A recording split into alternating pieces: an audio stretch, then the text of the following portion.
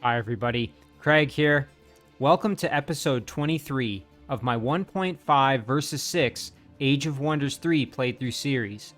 In this series, I am playing against a team of 6 Emperor AI, although I did begin the game with an AI teammate set to Lord difficulty. In this series, I'm playing as the Goblin Rogue, Gnulsa Nightstar. In our last episode, we started to make preparations for the Siege of Slotor, and of course that's the throne city of one of our opponents, and I believe that is the throne city of our Goblin opponent. There it is, Gnarlspin Lurkersleven, who is a Goblin Arch Druid. And of course you can see here that that is indeed the throne city, and of course we were able to take the throne city of Reynald Quazarin, who was the Nomad Warlord opponent that we took out a couple episodes back. We're absorbing his city, and the forces that we used to basically capture his city and kill him, we're now kind of sending north. So we've got Volanara here, we've got Benifs over here as well.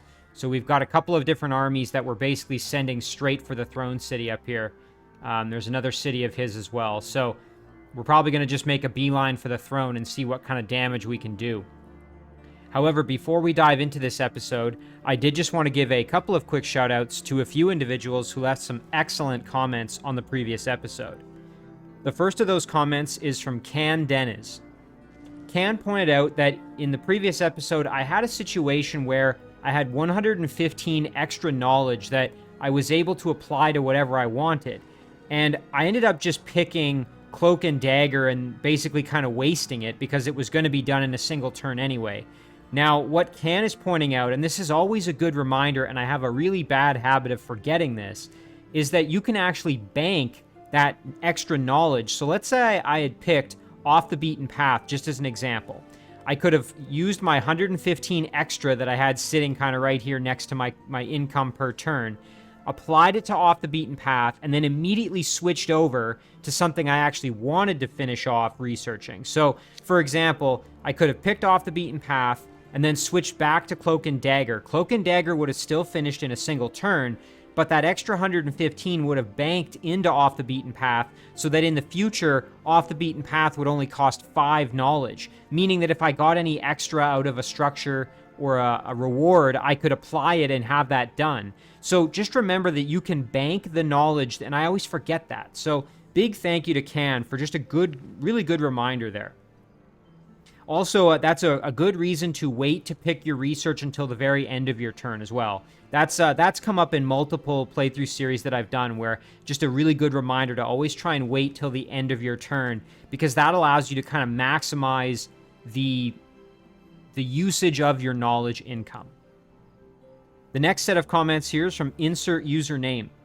Insert pointed out that the AI made some really questionable decisions, and I couldn't agree more. In particular, that was actually in reference to Alarmian. So Alarmian had a really powerful stack that had come out of this cave entrance and had moved over towards my city of Lington here. And I had mounted a fairly decent defense with a stack of units. Some of them I had actually gained by basically demanding tribute from Lington, which is a move that worked out very well for me. But basically, he had a really powerful stack. He retreated a lot of them back underground and then moved a not-so-powerful stack right into the domain of my city, and I was able to basically attack them and kill them off with my substantially more powerful stack here. So really a very strange turn of events and strange decision-making, and I totally agree with Insert there. But hey, I'm not going to complain. I'll take advantage when they make those kind of mistakes. Insert also pointed out that I could move a strong stack to effectively sort of like plug the hole, and that would be to plug this cave entrance. So effectively, and this has come up before, but if I was to, let's say, move this stack, or I might try and make this stack a little stronger, because right now it's maybe not, perfectly optimized for combat, but I could move a stack and stick them right on top of the cave entrance. And what that's going to do is it's going to limit Alarmian to only being able to attack that stack that's on the cave entrance with one stack. So for example, if we jump underground, here's where it would be. He can only bring one stack of units up to attack me at a time, and this would effectively cut him off and prevent him from really having access to me in this area of the map. So that's actually a brilliant idea, and I think I'm going to try to do that here, at least until I'm ready to kind of attack. big reminder here that if I jump back underground, I do have Gnulsa and some other units here kind of ready to go, but I'm not quite strong enough because Alarmian has a lot of very powerful units. So what I'm thinking is if I can kind of, position myself to sort of be like a two-pronged attack here, coming from the surface down this cave entrance, and then also Gnulsa pushing in and attacking from this direction. That's kind of the plan. So I think what I'll do in the meantime, like I said, is position myself just exactly as Insert has suggested with a big, powerful stack right here. And what I'm going to do that is I'm going to bring in probably this Shadowstalker, maybe as well this Succubus, although I don't really want a ton of Succubi in that stack. I'd rather just have Shadowstalkers, to be honest. In addition, I've produced a Foot Guard here as well, which could kind of help out. And then we've got this one. So we've got a couple of Shadowstalkers en route to basically augment that stack and give me the opportunity to kind of act as a bit of a gatekeeper there. So really good point from Insert. And then an extra point from Insert is that I had sort of mentioned last episode that I had this little cadaver who unfortunately I couldn't really take along with Volinara. And I was like, oh, he's going to die. He's going to wither away. There's no one to heal him. But, I forgot about the fact that I actually have a Brew Brother right here. So I think I might actually move the Brew Brother and use him to maintain this little guy because he's a gold medal, which is great. It means he has Resurgence. So I don't want to lose him. That's a really good point. And again, Insert's the one who suggested that. So big thank you to Insert username.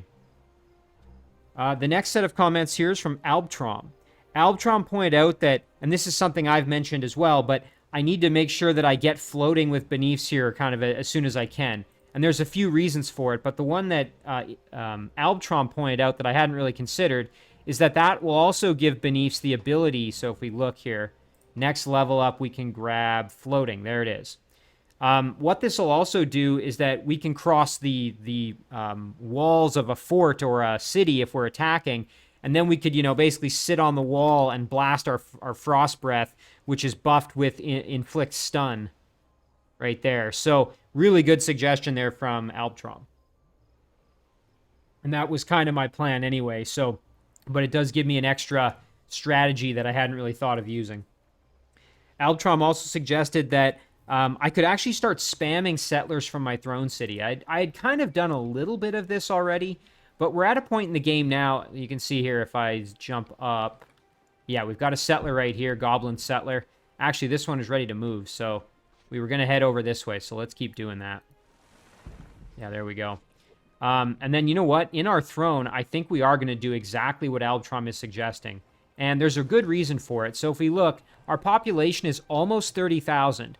And Albtrom pointed out that the population limit for a metropolis, at which point if you drop below it, you'll shrink the city, is about 22,000. So I'm well above that. And even if I start pumping out, let's see, where is it?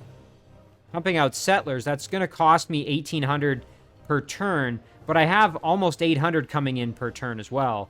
So, or excuse me, not... the settler is going to cost it's going to take 2 turns to produce and cost me 1,800 population. So if you look at this, I've got almost 800 coming in. So I'm getting what, about 15 something each turn. So that's pretty good. Like I'm 1,500, and change each turn. Okay, I got to slow down. I'm getting about 1,500 and change every 2 turns, which would almost cancel out the cost of the settler in 2 turns, which is 1,800. So the point being, I can basically start pumping these guys out without worrying about shrinking the city. Really good point there from Albtrom, and that would allow me to really expand my influence and bring in additional income as well. So excellent suggestion there. As always, big thank you to everybody for the fantastic comments and suggestions. They are extremely appreciated. And we're going to dive in. So we're going to do exactly that. Let's start doing some settlers here because we can. We also have another Shadowstalker here, which, you know what? I think we might as well just keep the trend going where we're kind of sending them off in this direction here. So that's what we're going to do. There he goes. We also have our ships here, which we've already moved with this turn. So yeah, in terms of kind of making a bit of a stack here to proceed and plug this hole, We're definitely going to be using our Shadow Stalkers to do that. We also want to maybe send this foot guard over to help guard our vassal city. Let's see what else we have going on. If we push north... Now, with this Bard, I'm actually going to, I think... This is a vassal that belongs to Grelka, so we're not going to mess with this. It's pretty well defended. So, instead what we're going to do is we're going to hop over here and bring this unit in to help kind of either guard the city or push outward here and go for our goblin opponent. Now, this stack, I think what I'm actually tempted to do here is move the Brew Brother down to regroup with this little cadaver, but I think what I'll do for now is just leave them as they are, and then I'll move the cadaver back onto land and have them join in with the Brew Brother. Alternatively, I'll have this stack go into the water and meet up with the cadaver. So either way, we're going to get some healing for that little guy. Just scrolling through here. These are all join offers. None of these are alliance proposals. I think we already took care of that. This stack we have in the water. Now, here's the big question. Do we want to maybe head over and see what we can see with this with this orc city that is the throne of our orcish opponent, Grelka, the Druid? I mean, again, this stack is not really built for battle at the moment, but they are pretty leveled up. So, you know what? Not the worst idea. I mean, the other option is we just head over here and start solidifying our grip on this little area. Because, again, it might be a bit much. And I'm thinking that's probably the better choice. Just simply because I don't think we're strong enough with this stack to really do anything. So I think that's what we'll do in retrospect here. We'll clear this out. You know what? I'm gonna roll the dice and think... I think I'm fine in auto combat here. Yeah, we're okay. Wooden wall or a shrine?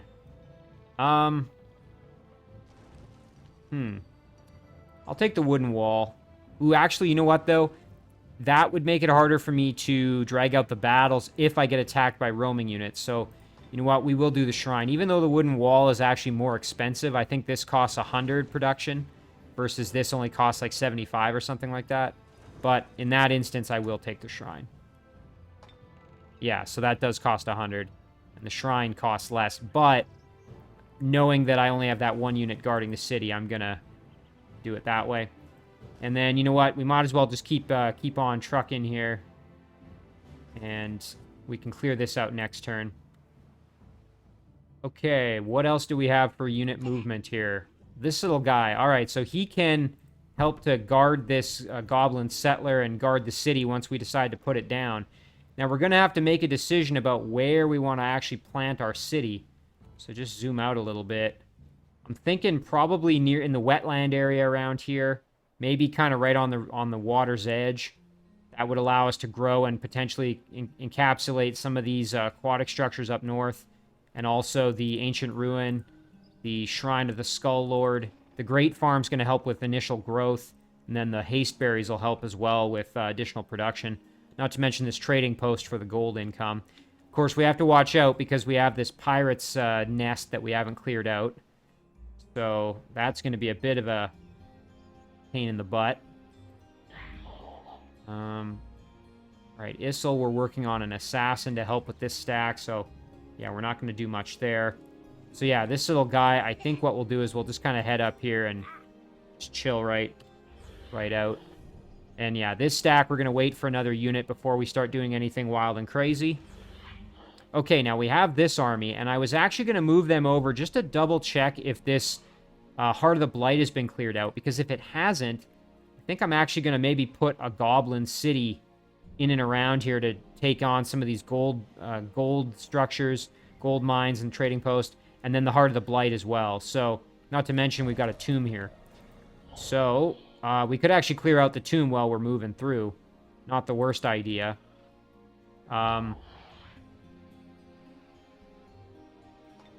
We'd be fighting undead, and we have blight protection, and frost protection, which is huge. Well, you know what? Let's take a look. What's inside? Oh, yeah, we can handle this. I might even be able to do this one in auto combat, to be perfectly honest. Let's try that. A bit of a risk, but... Oh, yeah. No problem. Ooh, look at this. White pouch of potent herbs. This is actually a good item. I needed more healing with some of my heroes, so this has cure disease and healing, and it's a usable item. So I'm going to take that reward, and now I just have to decide which hero needs it most.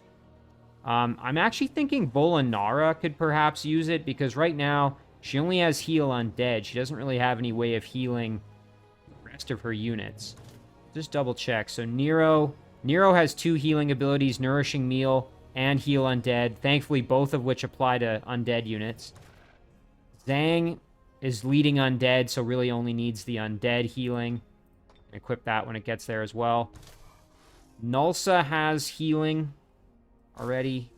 Beniefs, I don't know if Beniefs does have Men Magical Being, which does work on Shadowstalkers. Of course, we don't have any Shadowstalkers in here, or at least we think it works. I haven't actually verified for sure that it does, but I think I'm like 90% sure it will work. We've kind of had that discussion before in the comments, so we're optimistic that it will work. So yeah, either Volanara or Beniefs, I think, would probably be the best choice for a healing item. So yeah, I think for now we'll give it to Volanara. Now, where was it that we acquired this? Ah, right here. All right, so let's see. How long does it take to get there? 5 turns. That's unfortunate, but it's not the end of the world. So we'll do that. And then, you know what? Let's head up this way and just see what we can see. Okay, so this has not actually been cleared out. So you know what? Let's see if we can maybe do that. And again, I think I'm going to be okay with this. My only concern is the weakening that might get thrown on one of these guys. Yeah, okay, we're fine. Oh, I was kind of holding my breath on that one. Okay, so yeah, that clears that out. And now, like I said, we can put another settler right around here and build ourselves a city. Okay, and then what we'll do with this stack is I think we're going to just keep heading north, and we're actually going to go for Conda up here. We're going to try and kind of group up with maybe some... There's a Shadowstalker at Skorold that we could send that way as well, or maybe something from Beltheme, because we're going to need a couple more units in the stack. But we could have a Doom stack of Shadowstalkers going straight for Takonda, see if we could clear that out. So that's kind of what I'm thinking in that regard. So... where are they? I always get lost. Okay, here we are. So yeah, these units will have to decide kind of how we want to best use them. But again, I'm thinking we go north to that other throne city. Let's see. We've done all our movement down here. And... oh yeah, this little guy is unfortunately going to basically just be a dead unit here. Let's go over and see if there's anything we can see over here. There were some roaming units in this area. This is another spot we want to throw up a city. And I'm actually thinking probably a halfling would be a good choice. Maybe once we're done this Shadowstalker, I'll take a bit to produce a halfling settler, send him over, and put up a halfling city right here. But anyway, we'll think about that. Let's see, what else have we produced? We produced a Bard in Skorold. That's excellent. So now we can add the Bard into this stack. Have to be careful. This Shadowstalker's kind of in rough shape. And then once we're done the Shrine, we're going to do a Temple and produce some Forge Priests who can then heal us. And that's kind of our issue right now, is we have this beat-up Shadowstalker. So the Bard is already in this stack, which is good. So what we'll maybe do... This is a bit much for us just because of that Dire Bear. That's a little scary. I mean, I think we could probably handle it. We have a fully healthy Shadowstalker right here. But you know what? We might as well wait another turn. I don't think it's... We're not in a big rush to go fighting just yet. So, actually, you know what? We've got a Shadowstalker right here who we can send to join in with this bunch up here. So, that's exactly what we're going to do. Oh, yeah, in Edinburgh, we're working on Temple of the Eternal Serpent.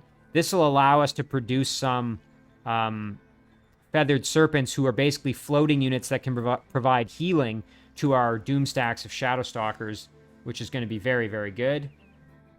We've done our Foot Guard in Kenton. I think that's about it. So we'll just double check. I can't remember if we had finished off the Shadow Realm or not. No, we hadn't. Okay, we've got work we can do there. So we have our Draconian Assassin. So we're building kind of a hodgepodge stack here, basically just to accompany our Necromancer through the Shadow Realm here. So let's head up this way. And with this stack, we can go kill these Shadow Demons. Wouldn't be bad clearing out this Ancient Ruin as well, but I think we might just ignore it, honestly. Because we kind of want to prioritize movement at this point. We want to get up to Ciphered here and go through this Shadow Gate. That's kind of the game plan. We can try and recruit Prius Sec here as well as a Vassal. Maybe clear out some of these spawning structures while we're on our way. So, you know what? I am kind of tempted to just do this on the way through. I mean, we would get the extra knowledge income to our Vassal here. This is already cleared out Forbidden Sanctum up there. I mean, this stack can probably handle the Shadow Demons if they do attack me. Yeah, you know what? Let's just do this. That way we can clear this out, get it out of the way, and then after that we can proceed right here to the spawning structure, and we can handle that. So, I talked myself in a circle and ended up deciding to go after the Ancient Ruin. Oh yeah, and we have these Wyverns. I almost forgot about them. So with them, we're going to head through the Shadow Gate. Oh, and here we go. Now we can actually fight this stack and probably kill them off so they stop pestering me. So let's do that. Saying probable victory. Oh, and I forgot about this Trident Warrior there. He was hiding. You know what? I'll do it in auto combat. Nice, we didn't lose anybody. That's excellent. All right. So that went actually better than I could have expected.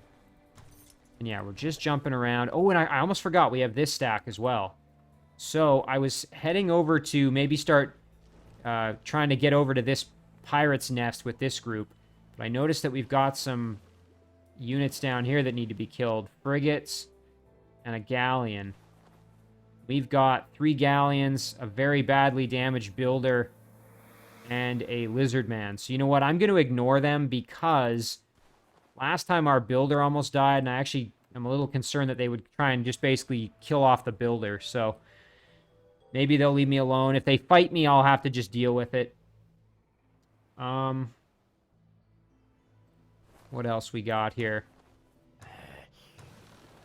Apologies for jumping around so much, but I just want to make sure I haven't forgotten anybody before I pick my research choice. I think we're good. I think we've done all that we care to. And yeah, we're going to leave this group on the city just for this turn because...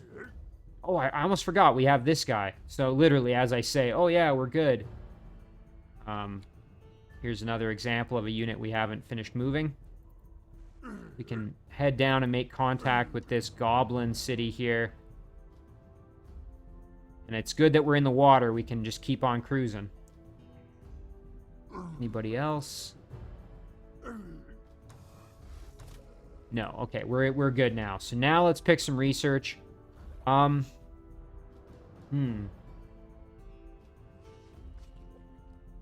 see.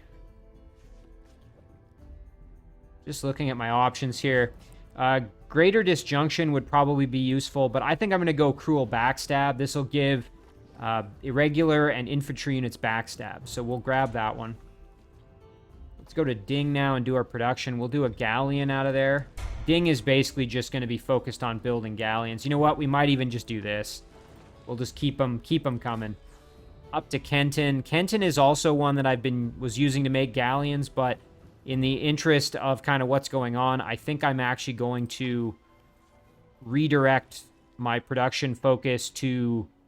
I could actually make some knights out of here, which wouldn't be the worst thing. Alternatively, I could start making healers with priests or something like that. Because I've been making a couple of tier 2 units just to provide some extra muscle. But yeah, let's focus on getting some knights out of here.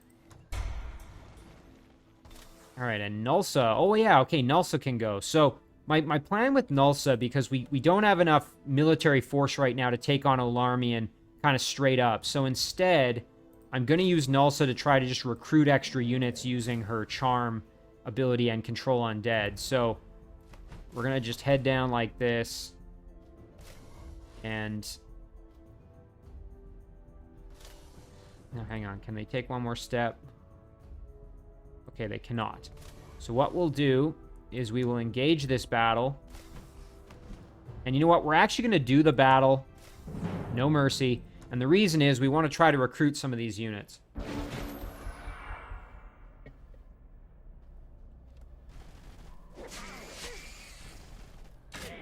So let me see now. Can I recruit the nymph? Okay, it has mind control immunity. That's sort of what I figured, but... Alright, so we're going to firebomb. Nice, big damage there. That was great. Move in and kill the stack there. And then I think what we'll do is, as well, is we'll send in our ogre to attack the nymph, I think. And the reason for that is because we just don't want the nymph doing any funny business with mind control. So kill the nymph. And then what we'll do is with Gnulsa, we're going to kind of just stay out of the way. Do a buff here. And do a nourishing meal over here.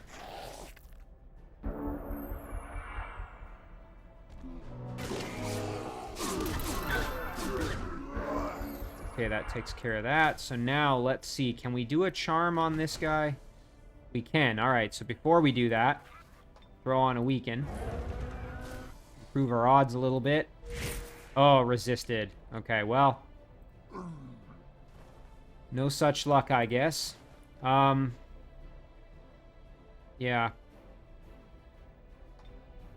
We can try and dispel the effect on ourselves. I don't know if that's really...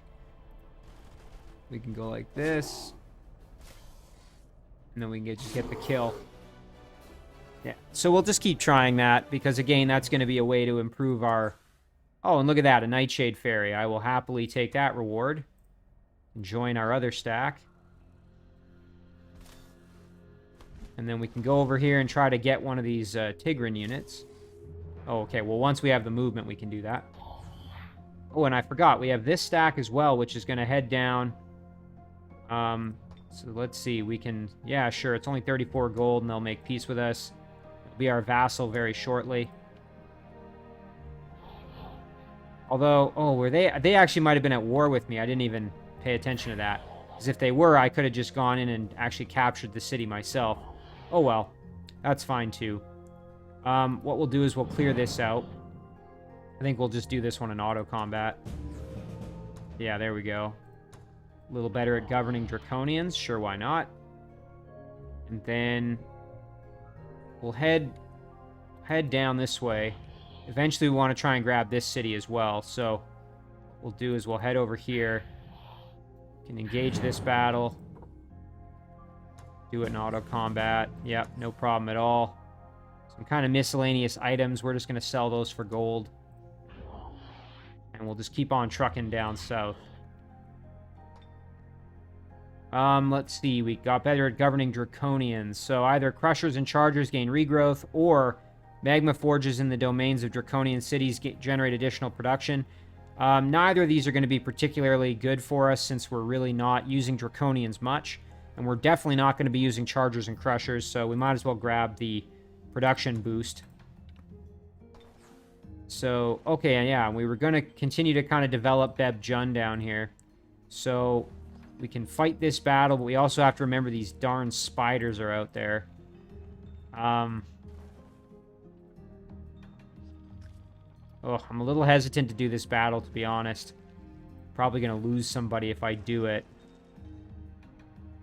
Let's at least see what our odds are here. We try an auto-combat. Probable. Okay, we lost our Dread Monkey and our Half-Breed. Kind of unfortunate as the Half-Breed had tunneling, but you know what? It gets it done. Was going to do it manually, but I thought, let's just do it in auto combat and kind of get it over with. We'll head back, and then once we're able to produce some better units, we'll be in good shape. Once this Master's Guild is done, we can pump out units in a single turn, which is going to be good. So we could do another Bard or something. And then we can also start working on a planar gate if we really wanted to get some Shadow Stalkers here. So yeah, that'll do it for them. That stack's good. All right, so that's going to do it for our turn. We will end it right there.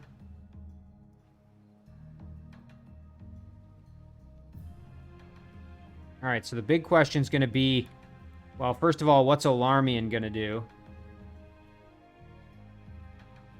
And second of all, are we going to start getting kind of harassed by the rest of our opponents? Because, you know, now that we've killed off one of them, I suspect, and you can see here, we're starting to see the domain as we're getting closer to the cities belonging to the rest of them. They might start getting a little antsy and start, you know, kind of sending some units after us. Plus, we're at that point in the game where they're going to start having doom stacks of, you know, tier 4 units. The Warlord in particular, I'm a little concerned because obviously those Manticore Riders are going to be highly mobile. That would be Alarmian himself. So, as a Warlord, his Manticore Riders are going to be able to cruise across the water. So doom stacks of that are going to be very, very powerful. Our Sorcerer opponent, of course, is going to be able to utilize Eldritch Horrors, which are pretty devastating tier 4 units. Probably one of the most powerful tier 4 units. They also have Dominate, which is disgustingly good. And then Edward Portsmouth, of course, is going to have lots of machines. So that could be a bit of a challenge. And then our Arch Druid opponents are going to have the Forest God. I can't remember exactly the name of the unit, but... Alright, Corpse Looting has been disjuncted. We're not worrying quite as much about those anymore because, as useful as they are, we haven't really needed them so much. I mean, look, our gold is, you know, pretty spectacular at the moment. That said, I don't want to, you know, sleep on it and end up reverting back to not having enough money.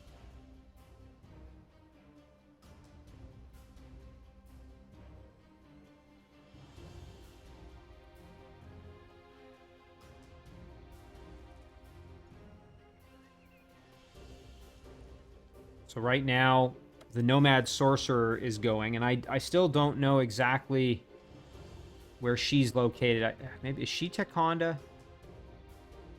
Yeah, so she's in Tekonda.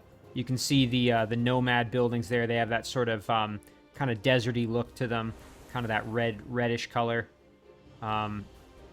Very cool. I quite like the look of the Nomad city. So... Again, if we keep pushing north, we're bound to run into her with our stacks. And of course, I'm going to probably just headhunt for Tekonda, really. Alarmian has won a battle. Oh, did he take on one of my vassals or something? He very well might have. Let's go underground. I wouldn't be surprised if he took a vassal from me. I had a few up here that I hadn't really developed. Once it's my turn, I'll check out what that notification is.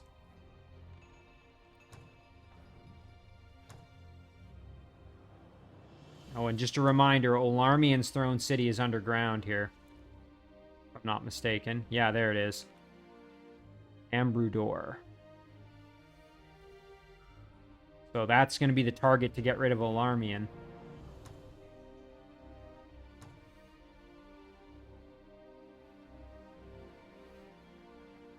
Well, it looks like Alarmian has either moved into the area I can't see or has pulled his unit back underground. Not seeing anything else coming from him, so that's probably a good thing. It'll give me a chance to, like I said, grab a couple more units and then basically plug the hole for a couple of turns.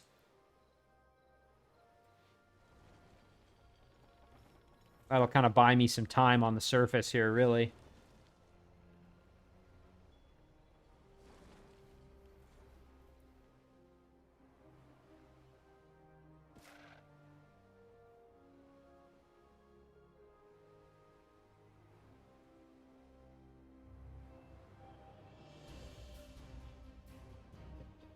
All right, so right now, Gnarlspin Lurker Slevin is going. It'll be interesting. We haven't really encountered much from him or from Grelka in terms of visible units. Although I don't think we've really seen anything from Uriana either.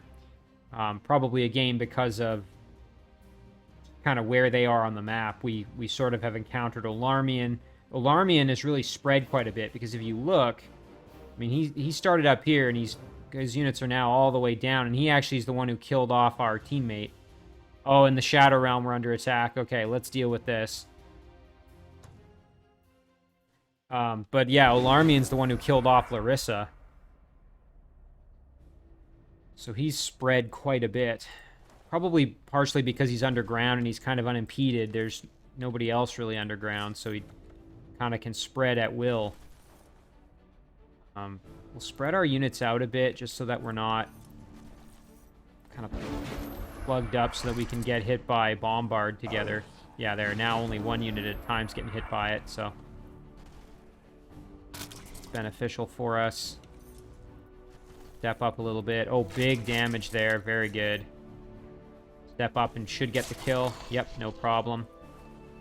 And then we can advance here on this little Shadow Demon larva, and then we can do an Assassin Strike. Get the kill. Excellent work.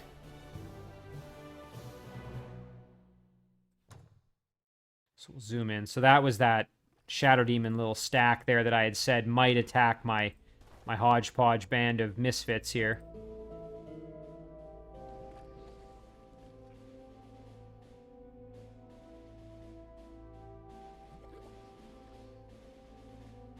Alright, so we're just waiting on the Independence to finish up, and then we can resume our next turn.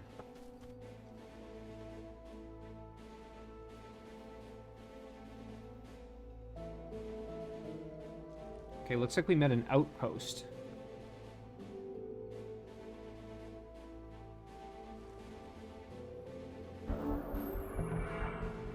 Alright, so first things first, let's check out what happened with Olarmian here. Oh, so he just attacked some Independents that I could see, which is right there. Okay. Outpost of Ubakal. So, yeah, they would 28 gold to open borders and sign a peace treaty. Sure. Why not? Might as well do it since we're in the area. Oh, you can see that there's actually nothing guarding the city at all. It's completely. Oh, okay, there's this little unit here. It's interesting. I think we'll just keep on moving with this unit. Could even head over to this Naga dwelling. We've gotten better at governing Tigrans, so Sun Guards and Saber-Tooth Chariots gain extra health, or Settlers are cheaper to build. I mean, we're probably not going to be producing any Tigran Settlers, so I think we'll just go here. Although, really, either upgrade is kind of not going to make a huge difference for us. We've had some items show up. Let's check those out. Oh, very nice. Check it out. Volinara now has this excellent mount. Very, very cool. So she's got a Vampire Spider. That really goes well with her being a Necromancer, I think. Plus, it gives her lifesteal, which is huge. Yeah, that's super cool. And it also helps kind of deal with her blight weakness that she has, inherent blight weakness as an elf, so. Or she's human, never mind. So why did she have. Oh, I guess she just has inherent blight weakness. That was just one of her quirks, I guess, as a hero. So that's good. That kind of mitigates one of her weaknesses. What else we got? Ooh, nice. The Trident of the Queen's Guard has arrived for Gnulsa. That's a really good melee weapon. We're going to swap that out, sell this off. We had this Urban Concealment. That's probably one of these other ones there. We'll sell that too. Let's double check. Okay, so we had a Lightning Wand show up. A crossbow. Very good. Okay. Ready to summon an Earth Elemental. That's good. Okay. We haven't had any Alliance proposals. It's all joint offers, so... Ooh, look at that. We've produced our first Storm Dragon. Oh, and did I forget? Oh, and I did. Dang it. I forgot to throw on the boost for this city. Or this dwelling, I should say. So that's kind of unfortunate. But here you can see we've got a very, very cool Storm Dragon. Oh, I'm excited to try this out in battle. Very cool. So it's basically just a dragon unit that has the shock element. And you can see here it does shock breath. Fearsome like the other dragons. It's immune to shadow sickness. Very, very cool. That's fantastic. So yeah, we'll just keep producing them here. We're going to just do Storm Dragons galore.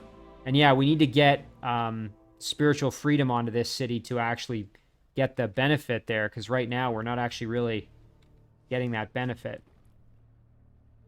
Now, the question is, what do we do with this unit? And I'm thinking we want to get up to the surface is probably a smart choice. The only problem is we kind of come out in a bad spot if we go through that shadow gate. It's not really on the front line. So ideally, I would actually like to send an army up this way and clear a path to another... I'm using this to find the little up-down arrows. So, like, there's one. Shadow gate right there. There's another one, of course, ciphered. That's what we're going for with Nero. You know what we could do is... What's this city doing? Okay, they're now able to produce some half-decent units. We can do a Shadow Elf, Bard, an Assassin. You know what? Let's maybe do that. We'll make Shadow Elf Bard. And what I'm going to do is I'm going to add in the Storm Dragon here to this stack. And what my goal is to then build an army that we can just send up this way through Verligod here and basically just fight our way to a Shadow Gate. That's the game plan there. So yeah, we'll just keep moving towards our Shadow Elf city here. We'll kind of group up. We can have a couple of units that will kind of mix together here. You know what? Maybe I actually don't want to do a Bard. Maybe instead I actually want to do a Planar Gate and then try and get a Shadow Stalker going. Because then, you know, I was just thinking this is a flying unit. We would have other floating units to join in. Yeah, you know, I kind of like that idea. Yeah, we're going to do that. Yeah, I think that's a good call. And yeah, we're just going to keep pumping out Storm Dragons there, but we need to remember to put Spiritual Freedom on because, boy, that's kind of frustrating that I didn't get the full benefit there. All right, so with Nero's stack here, we will move in and clear out the Ancient Ruin. I'm going to do this one manually just because I want to see if I can grab one of these bards.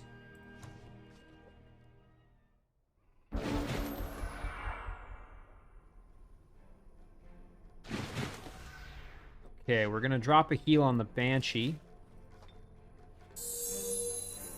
And then our Shock Serpent will just charge right up. Alright, do your worst.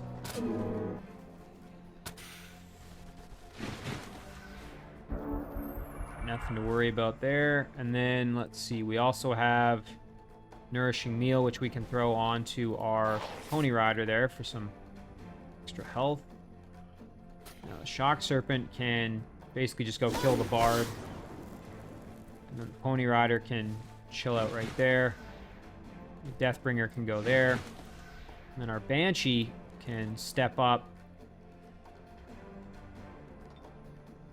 And let's see, can we... We'll wait to do a whale until the Bard is in range.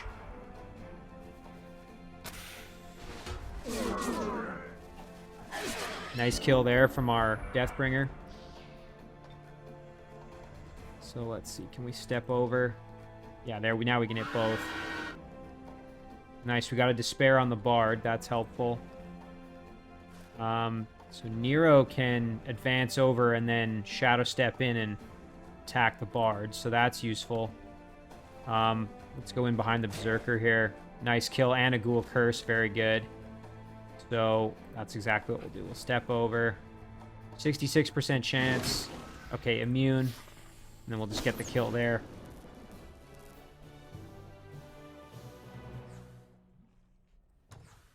Sundering Warhammer. There's a little bit of knowledge. And some gold. You know what? I'll take this just to get the knowledge, and then I'll apply it to something. We're going to just sell this. Let's see. What can I apply it to? So, there's nothing that's going to get finished in a single turn. But maybe I can apply it to something, and then that might be enough to, with additional, get it down below my 500 income. So that's probably going to be Cloak and Dagger or Greater Disjunction. Let's throw it on Greater Disjunction. But then we're going to actually switch that over to probably Cloak and Dagger, I think.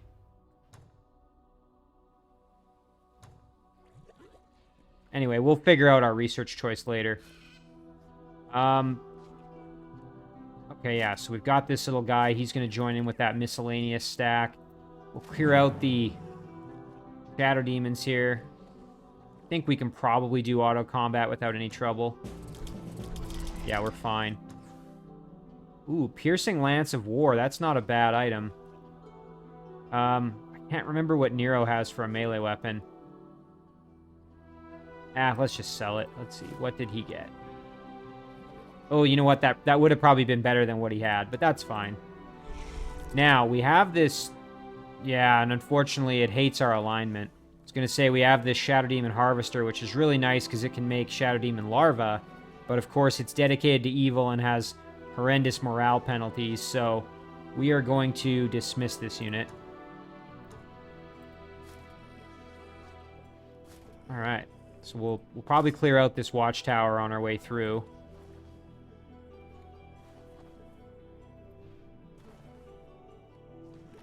You know what? We could do it here, actually. Very nice, and nobody died. Ooh, and there's some more Shadow Demons here on their way. Okay, let's go see what else we've got cooking. So, in Beb Jun, what do we want to do? Let's do a Bard. This stack, again, we're going to just wait till we have some reinforcements for them, I think. Actually, we already have a Bard. I just realized that. Maybe we won't do a Bard. Maybe instead we should do another Assassin to have another kind of melee unit. Alternatively, do a Planar Gate in 2 turns, which is kind of exciting. But I want to be able to start clearing a few more things. So we'll do an Assassin, then I think we'll do the Planar Gate. We'll jump over here and take a look for Gnulsa. So Gnulsa can clear this out. And they want to run away. You know what? I don't know. I kind of want this Sabertooth Chariot, maybe. Although we are up against pikemen. You know what? I'm going to let them run. I don't think that's going to be super helpful to have. Ooh, look at this. Green Ring of Free Passage. Swimming, forestry, mountaineering, wetland walking. I'm going to just sell that. Don't really need it. I know I said I was going to try to recruit units, but that structure I didn't think had anything that was really super beneficial for me. I'm just kind of panning around. Well, we'll head down here at least. Might as well clear this out. We'll let them run. You know what? We can go clear out this tomb at the very least while we're down here. We'll keep this stack right along for the ride. All right, there's a galleon that needs to head north and join in with its friends. You know what? This might be a good opportunity to actually make another stack to head up and protect our soon-to-be, right here, our soon-to-be new city. Actually, never mind. Or around Squirrel. There was a pirate's nest I needed to get rid of. Oh, yeah, this one here, I think. Yeah, so you know what? Let's do that. We'll make a bit of an army with all these units that I have kind of moving up north here. We'll kind of go like this. And then this stack can just keep doing its thing. So yeah, we'll group up a couple of these ships right around here. And then send them off to do their thing. Another Shadow Stalker. We're just going to keep doing what we've been doing, which is heading north. So now here's an opportunity where we can start constructing our army.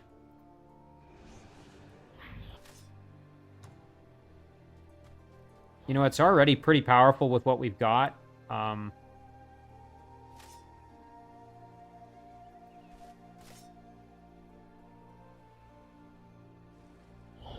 This guy can come over as well.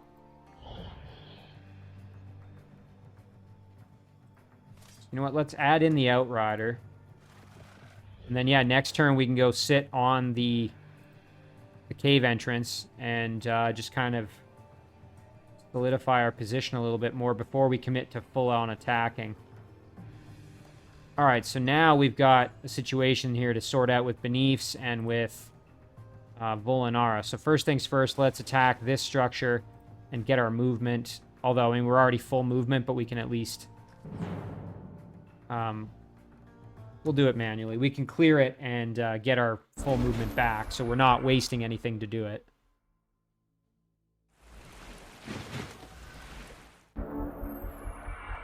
Okay. Naga Guardian's going to be good here because it has regrowth. Same with our Earth Elemental. Be nice to get Volinara up to level 7. That would be ideal. So you know what we're going to do is we're going to just pull back slightly with our units that don't have regrowth. We're going to let them come to us.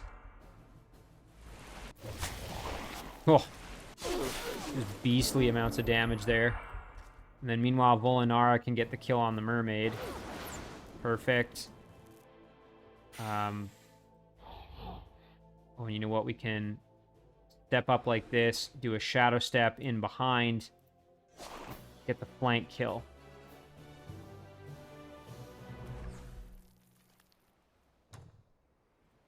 And now we have to decide, do we want to maybe clear this structure out while we're moving through? Let's at least take a look. I think we could probably handle it. We've got 2 mermaids here, Lost Mariner, Lizardman Trident Warrior, and to be fair here, a Lizardman Quarreler, which is a pretty tough unit. Let's just take a look. So Frost Protection, Blight Protection, and Spirit Protection. So the Blight Protection and Frost Protection in particular is going to limit a little bit of the damage that we do using our Shadow Stalkers, but I think we'll be able to handle it. So let's clear it. Maybe we'll get some really powerful stuff out of here. That would be ideal.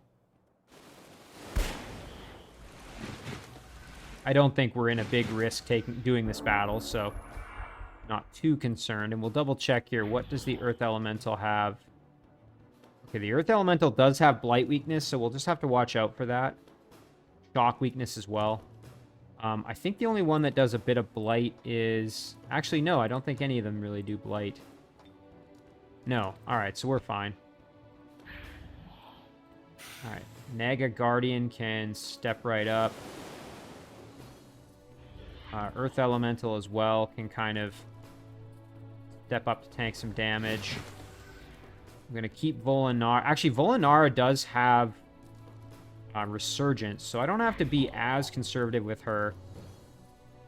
I will kind of keep my Shadow Stalkers a little bit in reserve. But you know what? I will keep her back just a little bit as well. I don't think there's any reason to be real aggressive with her just yet.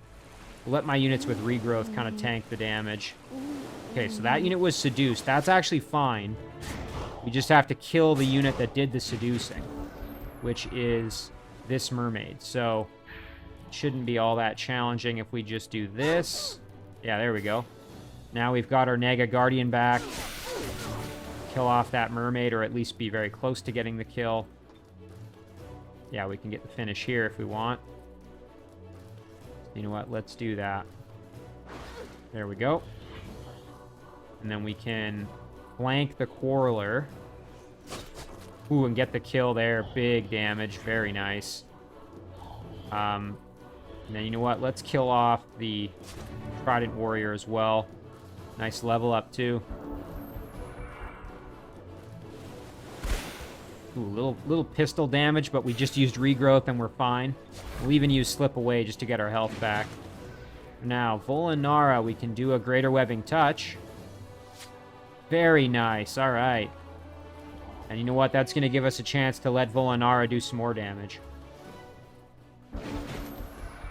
And our units with Regrowth are full health, so no worries there.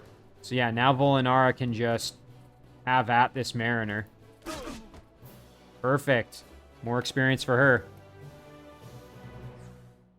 Let's see. Ooh, Battle Crown of Kings. Look at that. Mythical headgear item. +2 defense, +2 resistance. We get Frost Missile as a spell and 243 extra knowledge. I am happy to take that. Absolutely. And that shorted this down to just 1 turn, which is great. Our research choice. Yeah, that's going to be way better than that item she's about to receive. So, boom. Now she's got really good headgear. Very, very nice. Yeah, that was definitely worth raiding. And I didn't really take any damage in doing it either. So, the Succubus and the Shadowstalker are probably going to stick kind of with Beneath's stack here.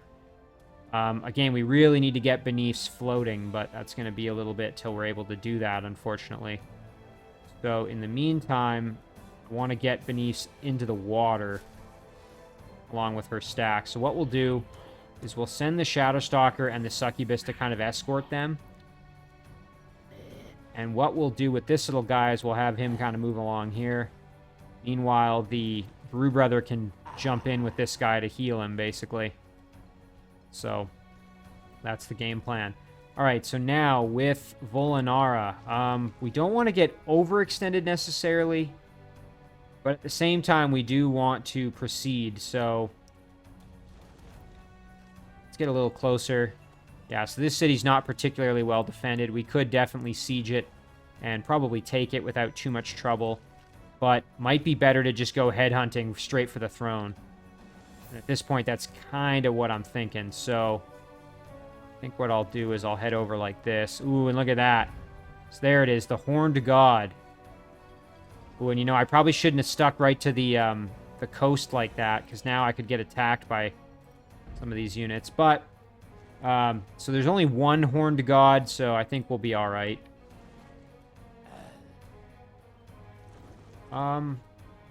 Okay. That's pretty good for that kind of area of the map. I think we've kind of dealt with that. Some stuff we can clear out. We do have a Firstborn that we have to watch out for. Maybe we'll avoid that battle just for safety's sake. Make some contact with these Frostlings here. Let them run.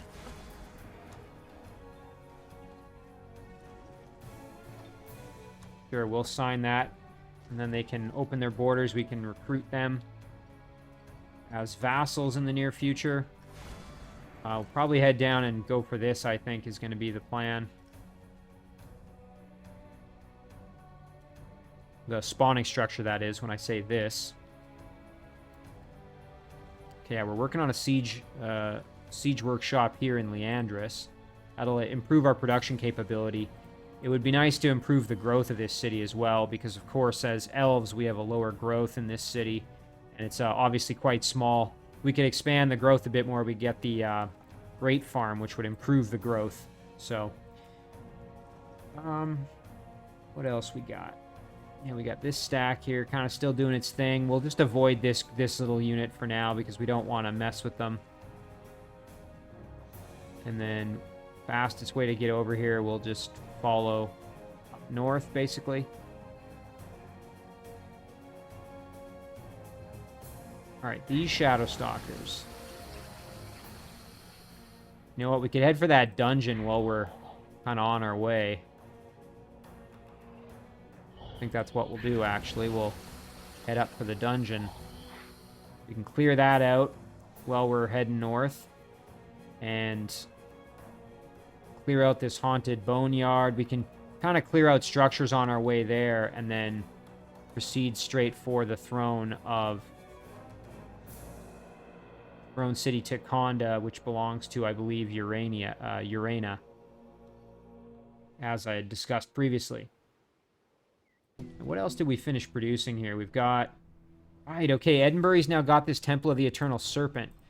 So why don't we do a Feathered Serpent or two? Just to have the healing capability there. That's going to be really cool. I'm very, very glad that I was able to clear out this lost city and then build that temple to have access to them. It's quite exciting. All right, what else we got? Let's see. We did produce an assassin, so now we have enough to kind of start clearing structures a little bit. We have to be careful as the Shadowstalker is in rough shape. So maybe I kind of want to hold off a little bit longer.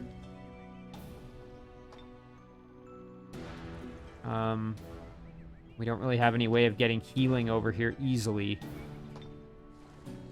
We're a ways from having a hospital as well. We'd have to do the storehouse, public baths, yeah. There's no good way to...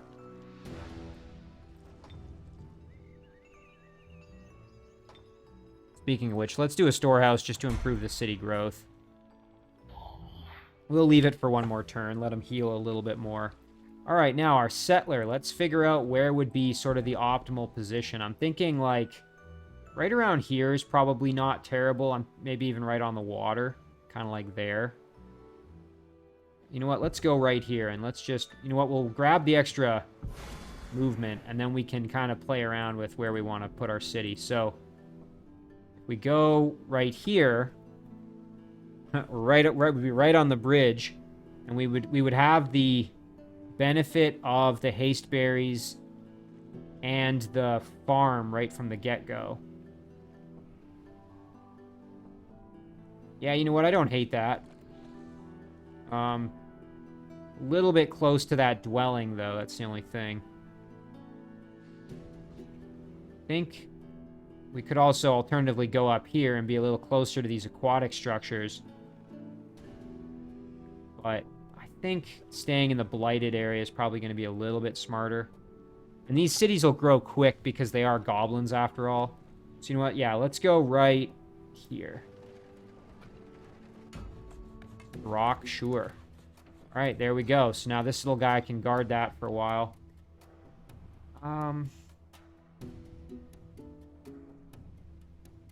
Any other kind of fun things on the agenda to take care of here?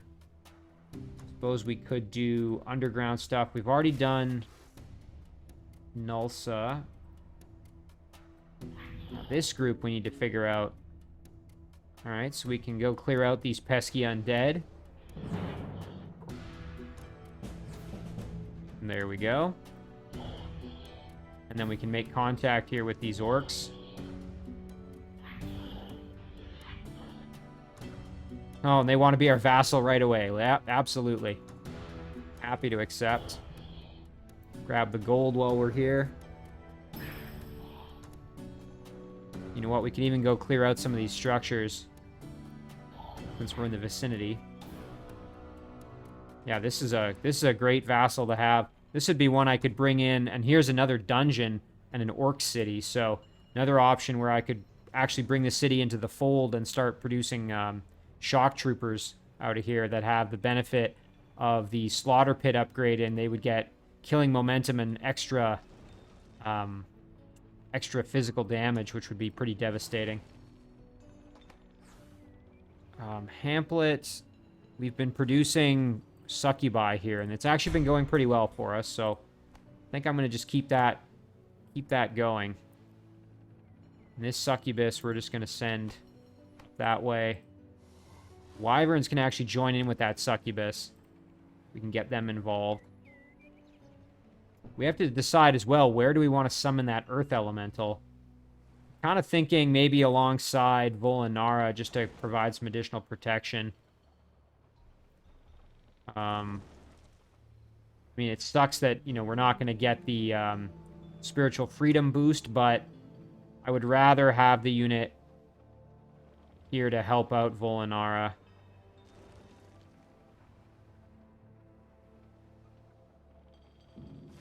Yeah, that's what we'll do. And then we will start doing... Actually, we can do a spiritual freedom right now. Let's go back to the Shadow Realm here. What we'll do is we will throw it on... I think we'll go with the Dragon Dwelling first. And then next turn we will throw another one onto our Shadow Elf city here. That way we won't make that mistake of producing really good tier 4 units that don't have the full benefit of our abilities. Alright, Draconians. Okay, so now we can start developing our Draconian town a little bit more. Let's do a siege workshop here. And of course, we don't have anything to clear these structures out. That would be something we could definitely use. Over to Lilac now. You know what? I think I will take a break here to do a Halfling Settler, and then I'll go back to making Shadow Stalkers. So we'll do one Settler, we'll send him over here, and he can make a city, and then we'll go from there. Skorald now. What did we do in Skorald? So, what did we finish there? Oh, a shrine. Okay, that's right. We're going to do a temple, and then we can do Forge Priest that can do some healing for our worse for wear units.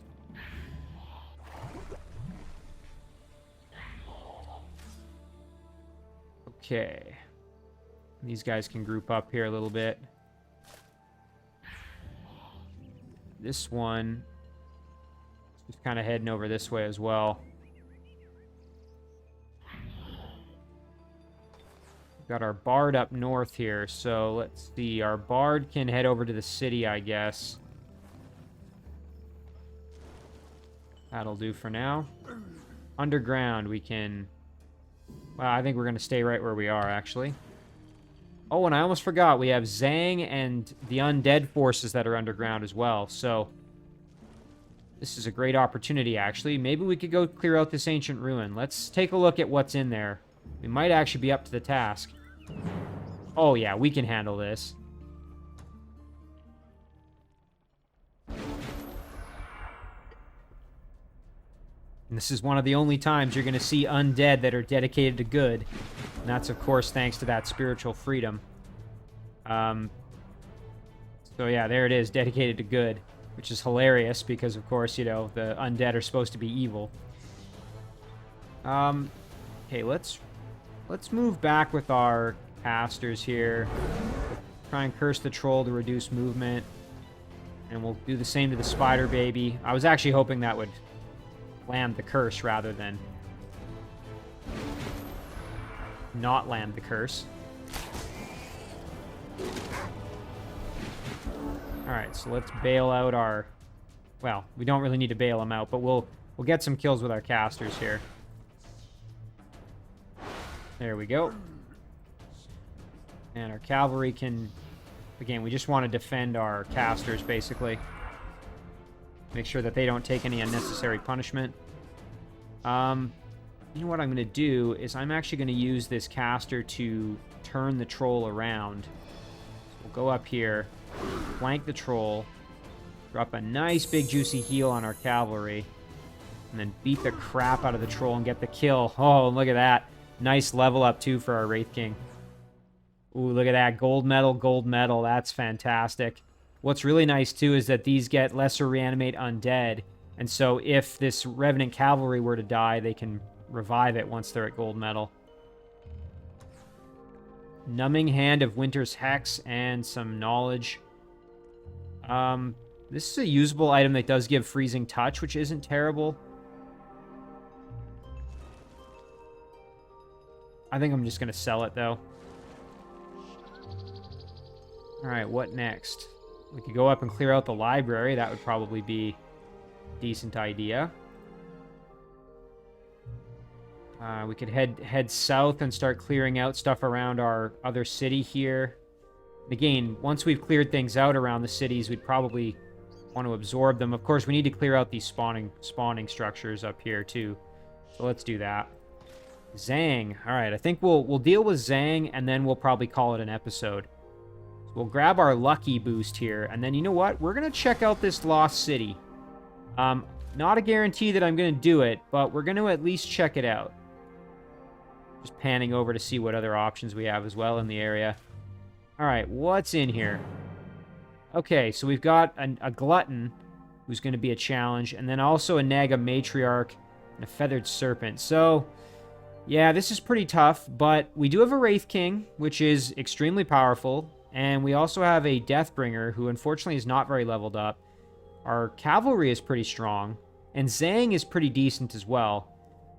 You know what? What the heck? Let's roll the dice on this. I think we'll be okay. We just have to we have to try and play it smart.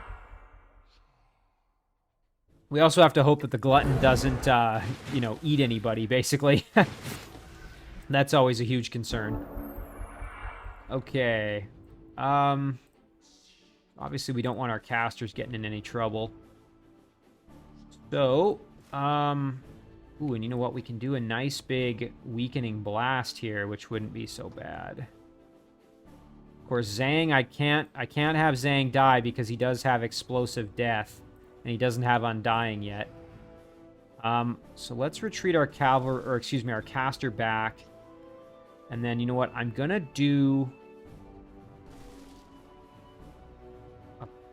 try and curse the glutton only because I want to try to just limit his movement. Yeah, there we go. So the Wraith King is going to have to do the bulk of our fighting in this battle, which is going to be a bit of a challenge.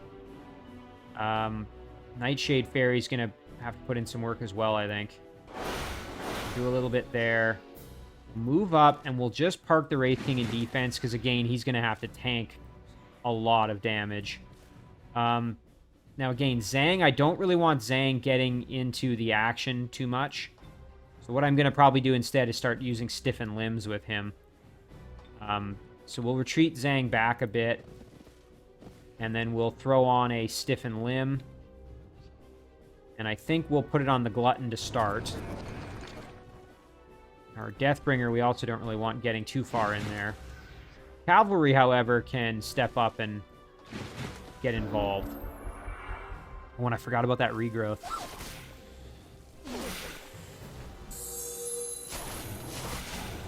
Oh, yeah, look at that. Big damage. That was great. All right, so let's step up here. Oh, yeah, big damage.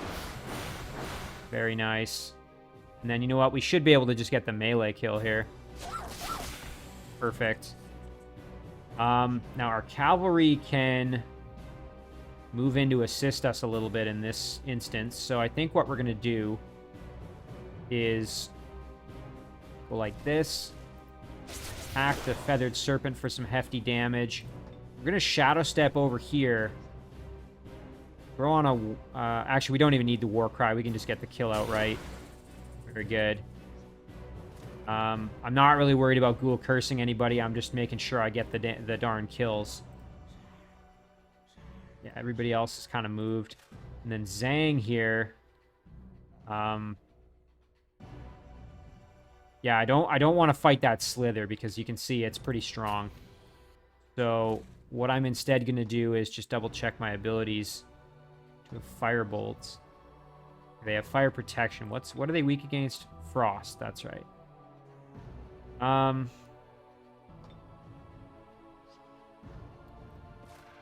Yeah, I don't want to get into melee range. So what we're going to do actually is we're going to go over here and we're going to do this. We made ourselves a friend.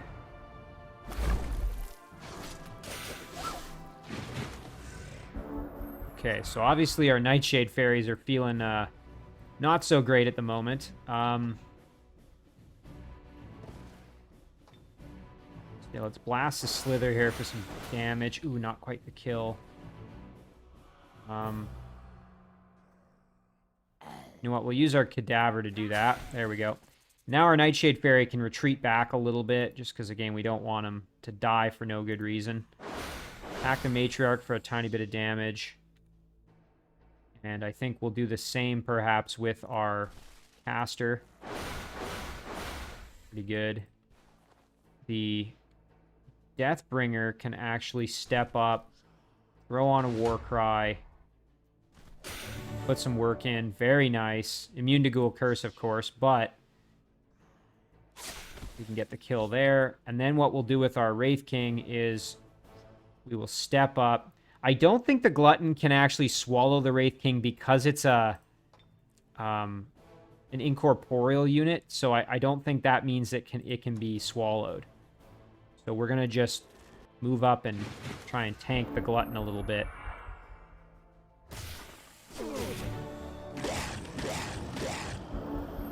Okay. Yeah, no worries there. And we did get a Ghoul Curse off on the Naga Guardian, which is kind of cool. Alright, so our caster now. Let's see, we can drop some health, perhaps, on our Deathbringer, who kind of needs it.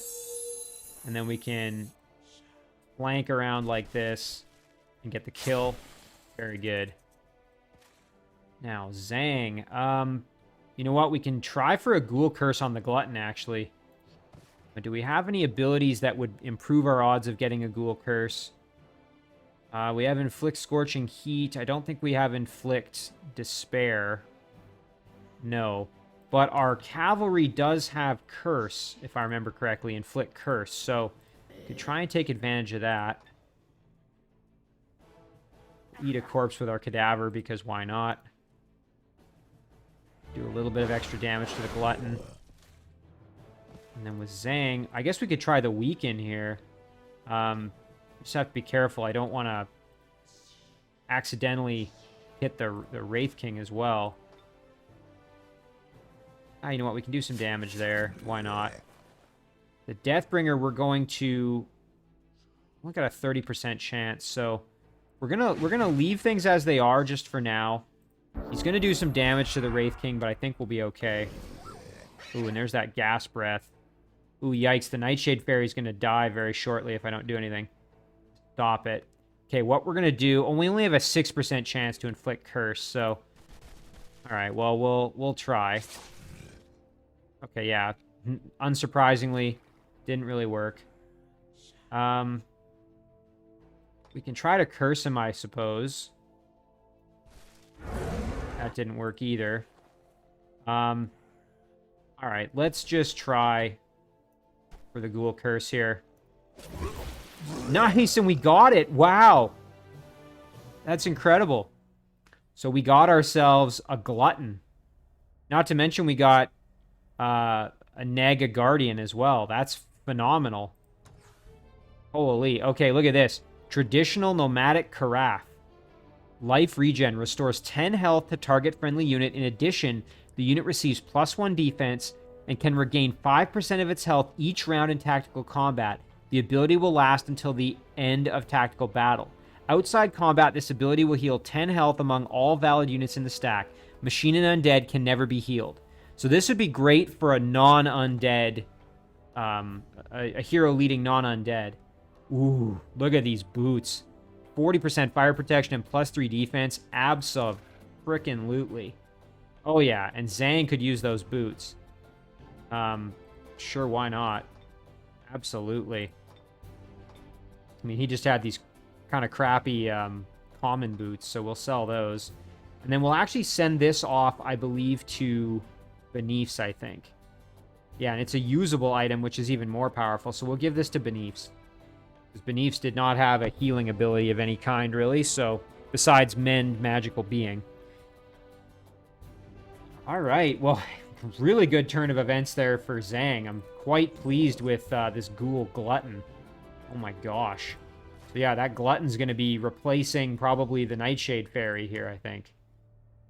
So meanwhile, this Nightshade Fairy, we got to figure out what to do. We also have this little guy. He's going to head over and be maintained by our Undead Dwelling, which is currently working on another Wraith King. You know what? We could send the ferry up. Kind of an expensive way to do it, but we could send it up to be a bit of a scout for us, I suppose, or something. And when I say scout, I mean use it to try to make contact with... use it to make contact with other cities and dwellings and whatnot. Decisions, as always. I guess we'll just keep heading this way. Zang. And then, yeah, they'll follow along. All right, I think that's a good place to leave the episode. That was kind of an exciting battle and a really good reward out of it. So we'll zoom out here. So, yeah, there we are. We're moving in on the throne city of our goblin opponent. And things are progressing well. We're going to save it right here. Call this one episode 23.